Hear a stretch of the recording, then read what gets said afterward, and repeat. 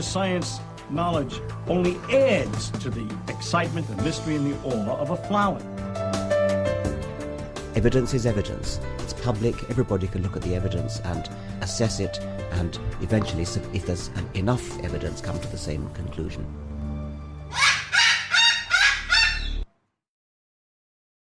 The Chloe Sanctuary hopes to give you insight into the health and happiness of your companion parrots.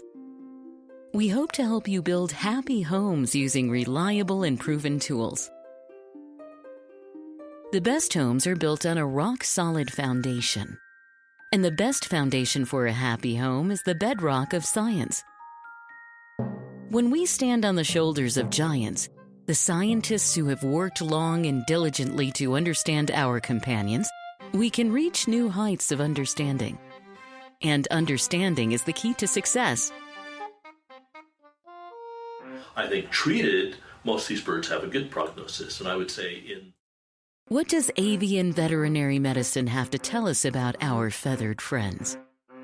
How can the tools of behavior shaping make our homes happier for us and our companions? Shake. How can we deal with biting, screaming, or other misbehavior? What is it like to live among parrots? Let them roam around about you and share a life with them. Of the Chloe Sanctuary for Parrots and Cockatoos, a nonprofit charity dedicated to the empowerment of captive parrots and public awareness. Hi, and welcome to Cockatoos with Attitude, episode 88, Mating Behaviors. Well, something we definitely don't want from our birds is mating behavior. The problem with mating behavior is that although they're not violent by nature, although they are peaceful creatures, they will protect their mates. And I've told the story before, but quickly, there was a guy up in Los Angeles. He was attacked by a couple of villains who were trying to steal his stuff in his home. And his macaw came right down, popped one of the eyes of the assailants out. Now in the wild, that's what they will do to protect their mate. That doesn't happen very often, but what happens is if there's no available mates, and someone has a mate that dies after 10 or 20 days, it'll start looking for another mate. And if there's nobody to look for, it might try to edge its way in on somebody else. Hi, Peach. And that's when this situation has been seen. It has been noted by biologists. I've even seen it myself. But let me introduce everybody here first. We got Pippa, Pippa, Pip. And Lucy. Oh, you want to come up, Lucy? You want to come sit up by me? You want to sit up here, Lucy? You can if you want to. You don't have to. Sit up here? Okay. All right, loose figures. I'm going to stretch my legs out so Pippa has a place to go besides just that short little spot. All right? Hey, Pippa. Got Lucy and Pippa. We have Sugarbird. Sugar the bird. Sugar the bird. Lorelei. We have Coco. Peaches. Where do you want to go, Peaches? She got her foot up. She wants to go somewhere. Yeah? Hi, Peach. Hey, Peach. I know you want to go somewhere. We have Coco and Salamander. Salamander bird. Salamander bird. Salamander bird? You were so noisy when you got in here. Having a good time, kicking it all up. Now you're just sitting back there quietly. What's up, Mander? Mander bird. Now he's looking around. You're a good boy, Mander. You're a good bird, Mander. So what we normally see in that when a human becomes mated to a bird is that the bird will start attacking that person's friends, or you'll have a friend come in and they're like rushing over to hug you or something, and your bird will turn around and bite you. They're warning you this person's a danger to your relationship with them. So you have to be careful. It's an especial problem if you have an Amazon, okay? Or a small bird that flies around like a Senegal. You really don't want a cruise missile going after one of your friends, okay? So, when you're dealing with birds, you need to, and you'll see me break this rule, but I know what I'm doing, okay? And I know the birds I'm working with, and we have our own little relationships. So, if you've seen any of our videos out in the aviary, I must be doing something right. And when I say that, I'm following the rules that I was taught by Dr. Susan Friedman when I learned applied behavior analysis from her. Okay? So, I look at a situation, I analyze it, and I decide how I'm going to work with a bird in particular situations. I'm not just flying by the seat of my pants. And when you get older, you don't have much in the seat of your pants. I'll tell you, as you get, I'm 64, as you get older, you kind of lose it back there, okay? So I don't want to fly by the seat of my pants because I don't have much back there. So what I do is I analyze it. Sometimes I do a lot of this quickly in my head, but sometimes I have to write it down and use the formulas to figure out what's the best procedure to work with each bird. When you're first working with these guys, you want to stick to the basic rules, okay? And those rules are like this.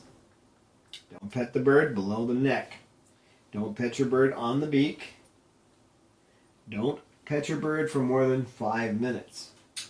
If you're petting your bird, no matter whether you're petting it just on the head, if it's a female and it starts shaking, stop. Don't discourage the bird from doing it. Just don't give any attention to the bird while it's doing that. Okay? Because if you have mating behaviors, you do not want to encourage them. You're petting a male, it can happen with some females too. I've seen it on both sides. So you can take this as generally male, generally female when I say that, okay? If you're petting a bird on the head and you see that tail fan out, it's getting sexually aroused, so you need to back off. Roman's the best one for that. He comes out of his cage 2 or 3 times a day, and I pet him. And if I see that tail flare, I will stop petting him and just talk to him. Because if I don't, he's going to start wanting to regurgitate his food for me.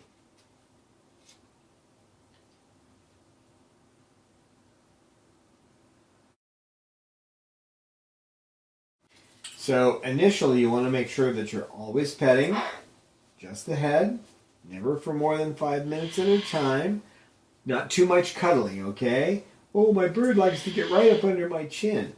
Careful with that, okay? If you're encouraging nesting behavior, you can get a mated bird. And I quite often hear people say, oh, that bird hates me, loves my husband, hates me. No. That bird is mated to your husband because your husband did improper things with the bird and formed a mated bond. Now, occasionally a bird will form a bond without that. It will just decide that you're it, okay? You didn't do anything. That's happened to me. Cause is like that. I did not petted her, followed all the rules with Cause, and yet she's totally got bonded to me, and I didn't do anything to create that. At least nothing I could tell, nothing by the book. Hard to say there. But, so, stick to those basic rules. Now, other things with mating behavior. Lorelei. Pippa, don't bother Lorelei. Don't you bother Lorelei now. You be nice. You be nice. You be nice. You be nice. You be nice. You be nice to her. That's better. Good girl. Good girl. Good girl. Good girl. Yeah, it's a good girl. Yeah, that's a good Pip. Good Pip. Good Pip. It's more important to reward the positive behavior than it is to tell her no, okay? So when she stopped looking at Lorelei, and that's important because when she's staring at her, that's when Lorelei gets scared and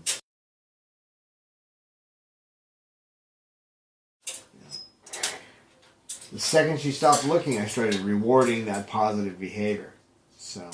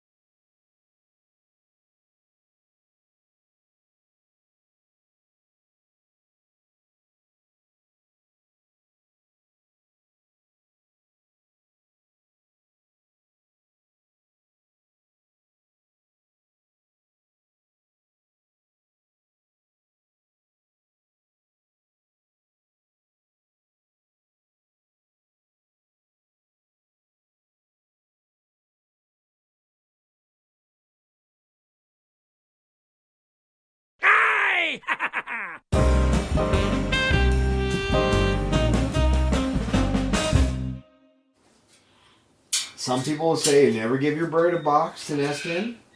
You can give them boxes to nest in. It's okay. In some cases, they need to have them. It depends on the situation. It's hard to decide when to do it.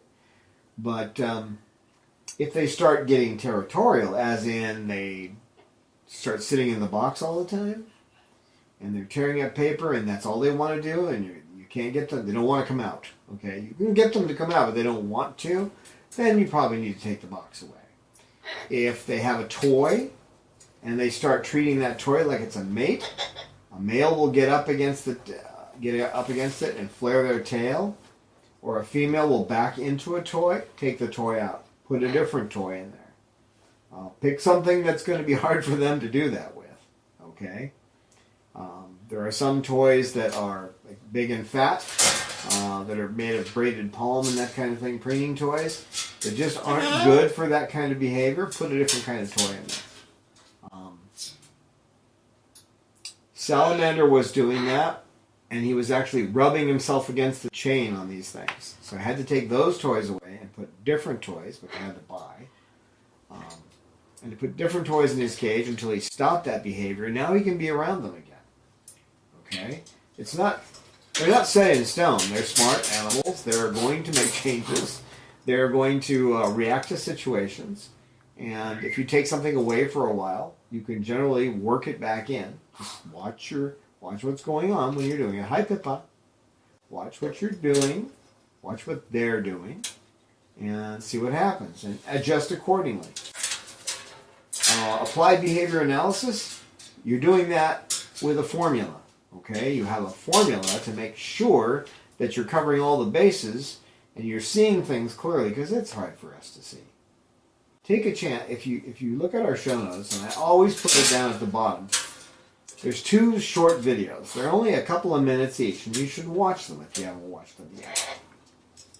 One's a whodunit. You're supposed to figure out who the murderer is. And the other one's a basketball video. Okay, both of them are short. If you watch those two videos and you still believe that you see the world the way it really is, then you're hopeless, okay? You're absolutely hopeless, and you should go shoot yourself with a water pistol. Right in the head with a water pistol, right? Don't use a real gun, just a water pistol. Because we do not see the world. Humans were not.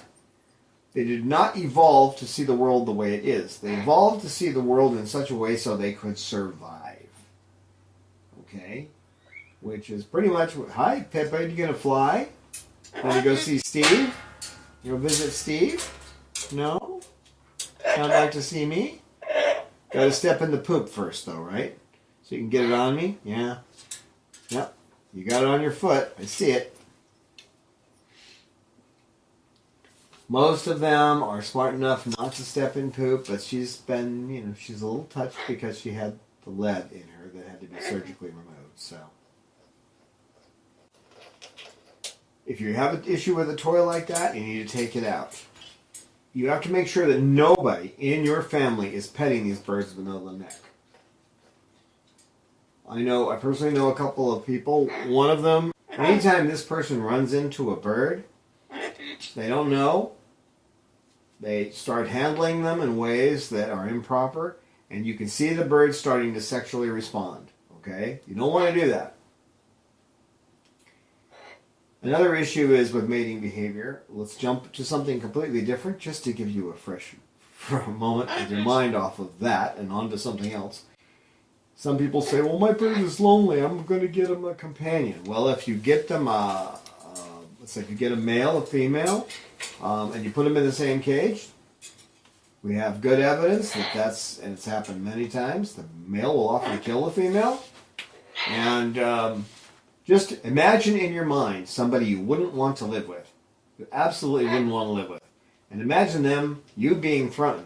Imagine being thrown into a jail cell with that person. And now you're going to have to live with them for the rest of your life.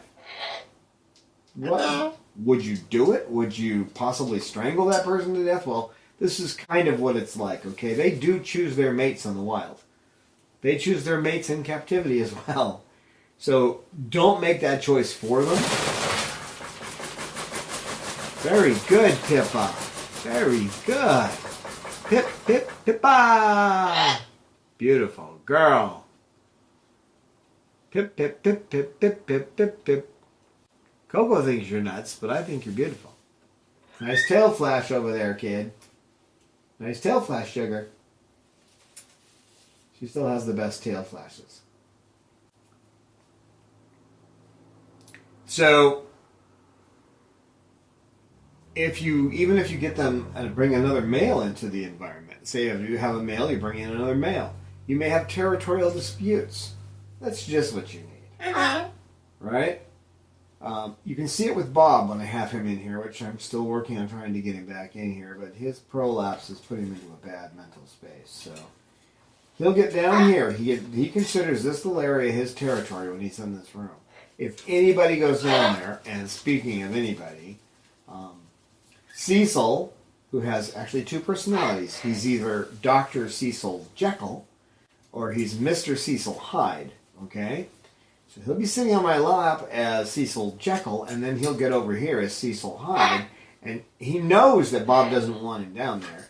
He knows, you can tell that he knows this. He goes down there to irritate Bob, and then Bob freaks out. Okay, Bob's defending his territory, and that's a fight situation, so I just pick up Cecil and plop him over here. And then Cecil will work his way back, and we go through this constantly.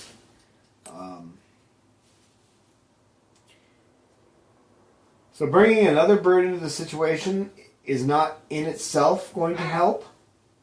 What helps with these is knowing these birds, studying and learning, getting the manual of parrot behavior, reading the sections on mating behavior there. Whoops. Do I have anything to wipe that up with? Normally I would. Let's see. I'm sorry. You want to move for just a second? I gotta lean over. I have paper towels in here, but darn if I know where they are. Hi!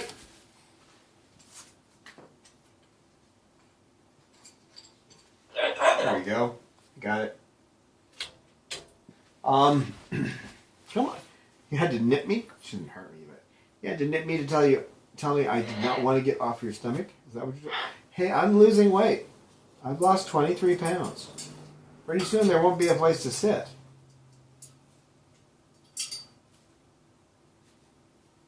She doesn't believe me. I don't blame her.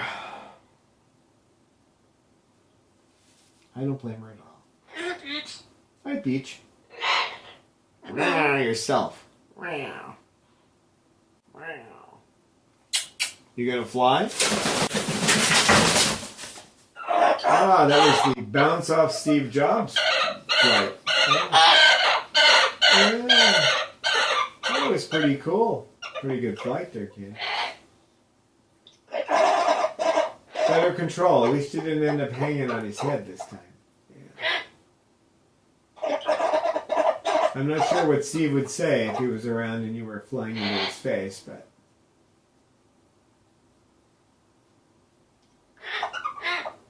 I think this one has decided she's mated to me too, and I've been careful with her, so who knows. I like to say I'm polyamorous. Right? Polyamorous? Polly want a cracker? No. The only Polly in this place that wants a cracker is him. Well, actually, him and Sugar. Sugar was a junk food junkie, and so was he, so... Right, Sal? You gonna take off, Peach? Where are you gonna go? Where are you gonna go, Peach? Where are you gonna go, Peach? Okay, in this room, who's mated to me? She's not. Although, she's starting to act a little bit like it. Peaches is mated to me. Sugar is mated to me.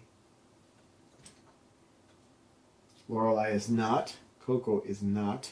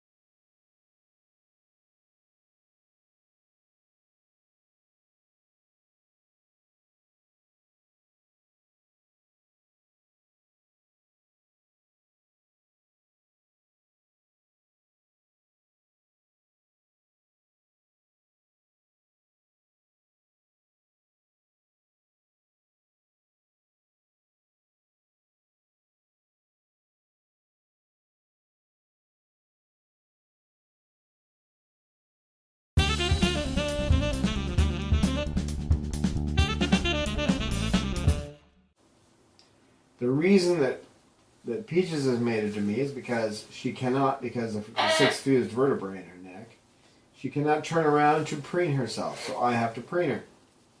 If you're touching the tail section of a bird, that's the biggest no-no in the world when it comes to causing a bird to mate to you. No choice with her. Got to do it. So otherwise she gets impacted feathers and that can kill her. So already had 2 surgeries, haven't you, baby? Yeah, and that's with me working on it. And the reason Sugar is mated to me is because when she got here, she was a total mess. She was a mutilator. She didn't have many feathers on her body. She was a mess. I'll see if I can dig up one of those pictures. I always seem to manage to bury them in the 22,000 pictures we have. But I had to put her in collars for a long time, and then I had to give her different doses of medicine. It took 2.5 years to figure it all out. And in that process, she got a lot of special care. And because I was paying so much attention to her, she got mated to me. So, but it's worked out. I mean, you can deal with it. It's easier to deal with birds that aren't mated to you. But as long as when she comes down to get her beak petted, she gets it petted for at least a few minutes, she's okay. As long as she gets attention, when she tries to call my attention, I give it to her. She's all right. She gets upset if I don't listen to her, and that's especially true of all the birds that have become mated. If a person comes into this room or into any room in this sanctuary, and she is out, she will fluff up. She will start making these loud sounds that most people would think she's just being a happy bird and welcoming you. Don't put your hand close to her.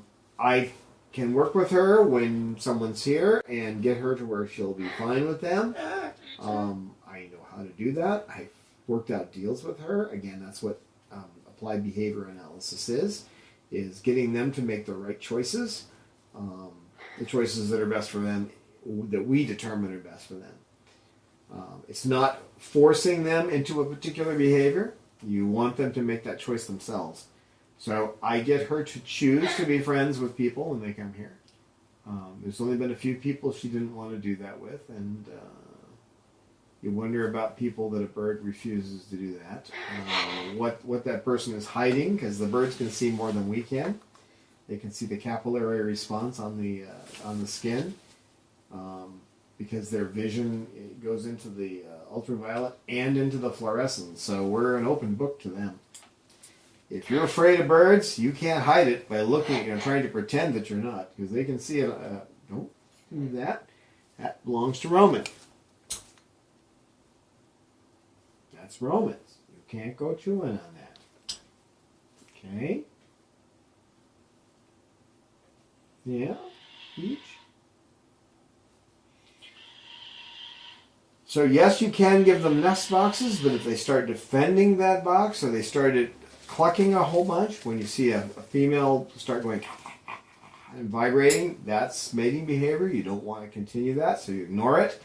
And again, I'll repeat that. Do not discourage that behavior. It's a natural behavior. Just let them do it, but don't encourage it. Okay? We call that extinction. And if you can drag their attention to something else to get them to stop, it's not easy. If you've got a toy you can hand them or something to get their mind off it, fine, that works better, because we try not to use extinction without something else, okay? Some kind of reinforcement. Now she just ran her beak across my little finger.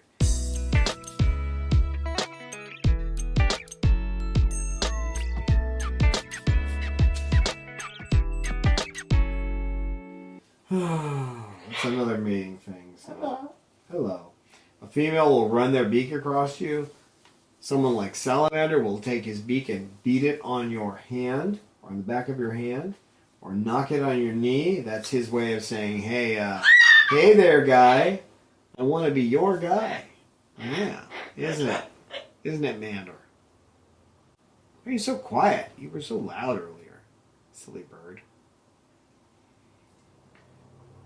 So I do suggest that you read the manual parrot behavior and the sections specifically about mating behavior, and then learn about the different stages of these birds. Because if you've got a lot of people get a young bird and they don't realize that it's tough enough to deal with a kid that's gone from being a pre-adolescent into an adolescent, but these guys, you don't know what their psychology is when they make that shift, and they're looking for a mate, okay, and they're serious about it. They're looking for a lifetime mate, and if you don't know what you're doing, you could end up really unhappy because they could be screaming, they could be tearing out their feathers.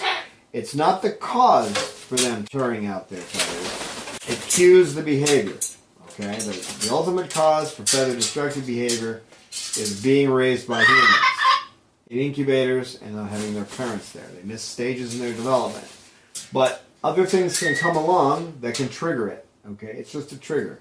It's like that PC thing. It's a trigger word. I hate that. But something can trigger that behavior.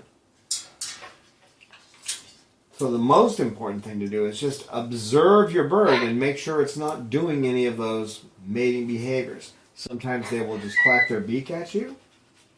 That can be an entree to sexual bonding.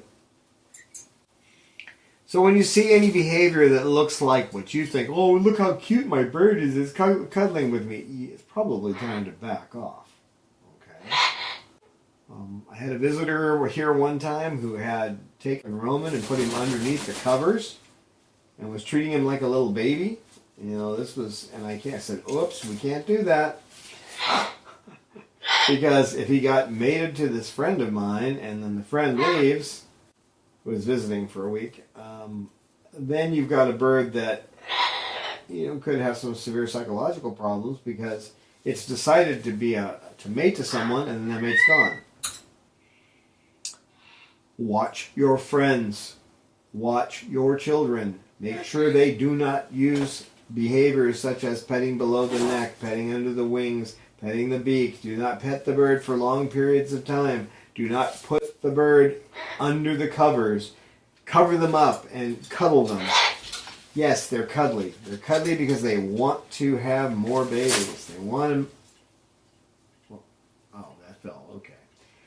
They want to have babies. They want to reproduce. It's natural. It's to be expected. And I think the microphone probably picked up that little grunting sound. That means she's using her gut muscles to help push out her poop, which indicates she's heading towards a prolapse. A bird should not make any grunting sounds when it's pooping. Okay. You coming over? Well, you can come over here if you want. Well, come on. You can fly. You've done it before. I don't have to pick you up. You can come over. Come on. Come on, sugar. She's thinking about it. Well, you can come over here if you want. I know you want me to pick you up. I can tell. That's that look you get when you want me to do it. But you can come over. You can. Sugar bird. Sugar the bird.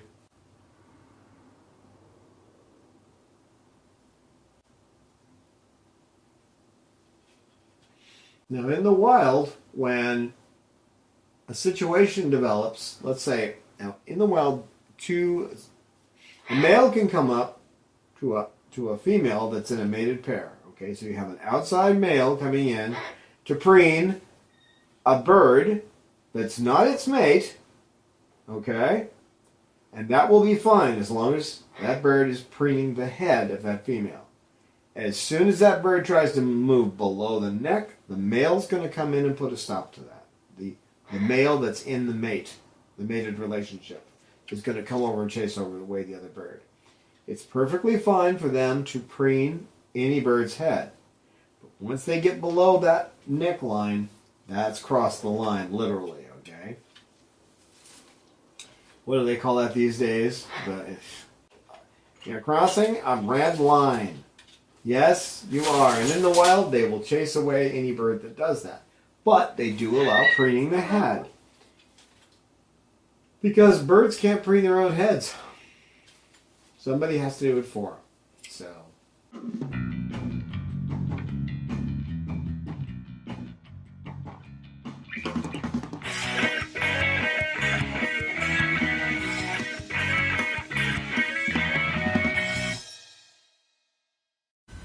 As you can tell from this shoe, birds like to eat shoes. They get a kick out of it. So Cecil's cool stuff this week is shoes. That's right. You can get shoes for your bird. As in shoes. Yeah. Now they actually really like these things. You can attach them all kinds of places because they come with laces. And believe me, these birds like these shoes. Now, Peaches loves them. Cecil loves them. This is what they look like after they've had them a short time, though. This is actually from Lucy's cage. And you can see that didn't take long. Just, we're talking about a day. She chewed that down to almost nothing. They're from Superbird Creations. And you can probably find these online. We get them from a wholesaler, but you should be able to find them online on Amazon and we'll have a link in our show notes so that you too can have a shoe like this in your home instead of a shoe like this.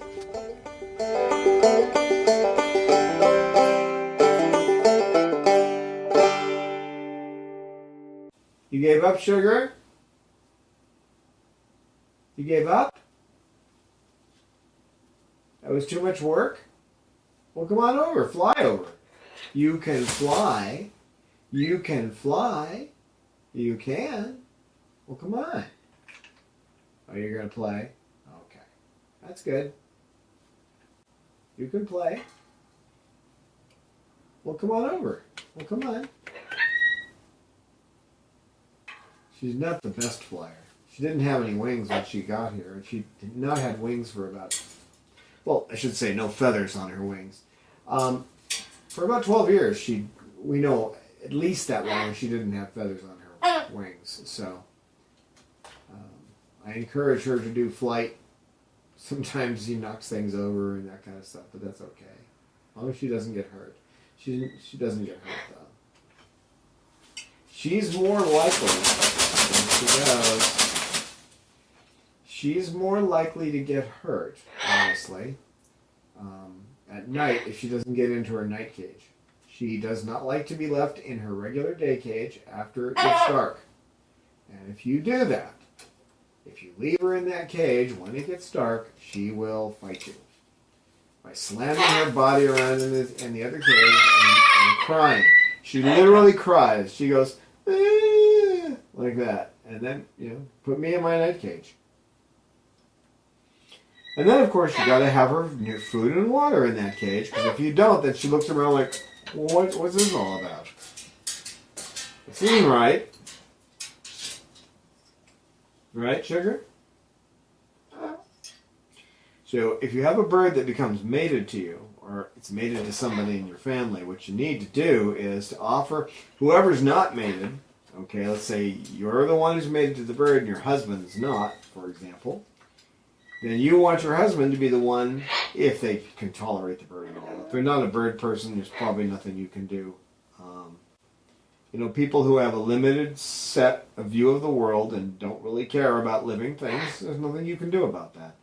Anyway, so what you want them to do is to be the one that gives them the treats. And even if the bird normally threatens them, it lunges or it tries to chase them away, just have them put the favorite treat on a little tray that they can put in front of the bird. Something that doesn't scare the bird, obviously, but just so that the treats that the bird gets, their daily treats, come from the other person. Now, in training, you'll still have to, if you're the one training the bird, then you'll still have to give them treats, but anything outside of the training regimen, the treats that are given should be given by the person who's not the bonded one. What are you doing over there? You little silliness? I know I'm slipping on the couch, but what are you doing? You're climbing all over the place. Why, Peach? Peach is getting jealous now. This is a mated relation. My mated relationship with her, my mated relationship with her, and Peach is over here talking because I'm talking to Sugar, and she doesn't like me talking to Sugar, do you? Uh-oh. Yeah, she's leaning back, and yeah. I know. I'm talking to Sugar, so you're going to get all sweet. As in, she's going to start exhibiting mating behavior. So you want to make sure that the other person is the one that does all the little special stuff. That's the first step. And if you can get them to learn reward training, then they can solve the problem, because they can reward train the bird, and they'll never break the bond, but they can establish a friendship bond. And that happens. We have a friendship between Cecil and Coco. There's a number of friendships around here. We have Lorelei and Coco are friends. Salamander gets along with Coco. It's not that they hang out, but they get along. There are birds that can just have a friendship relationship. They get along with the other bird, but there's nothing sexual about it, okay? So you can establish that kind of relationship with a bird that's mated to a human. If you've got two birds in the house that are mated to each other, you're probably not going to be able to get through to anything but the male. The females are... Very good, Peppa. Very good. Well, come here. Well, come on. Well, come on. That was some encouragement. You can model that behavior and just fly on over. You're thinking about it. I know, Pippa. I know.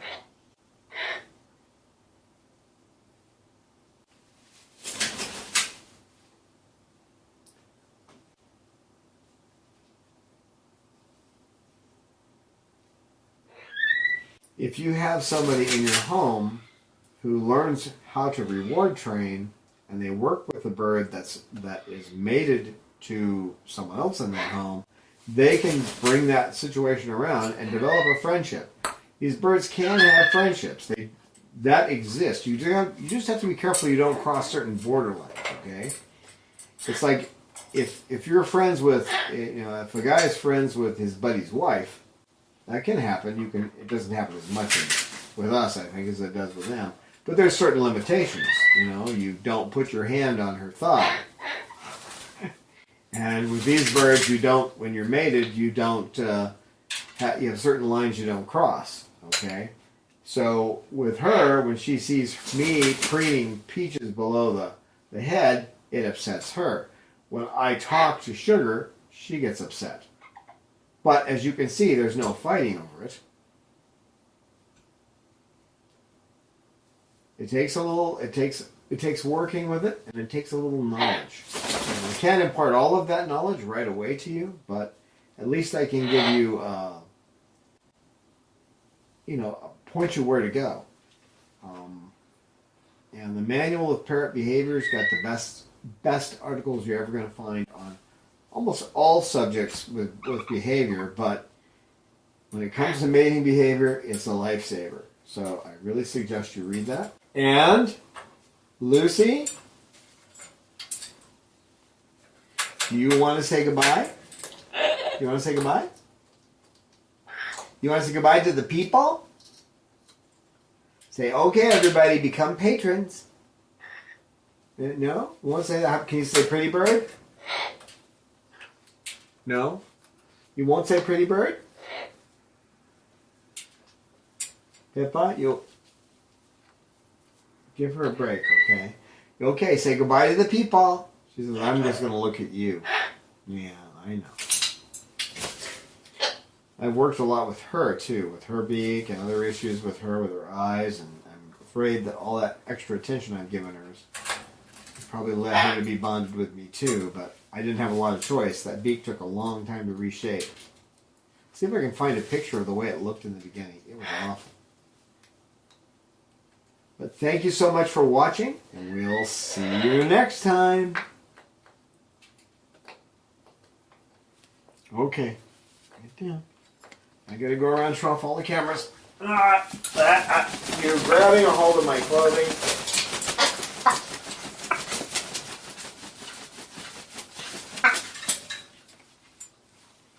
Are you done? We welcome your feedback on our videos. We look forward to your insights, tips, questions, stories, and pictures. You can email us at cockatoo@chloesanctuary.org, reach us on Twitter @Chloe Sanctuary, and join with us on our Facebook Chloe Sanctuary page.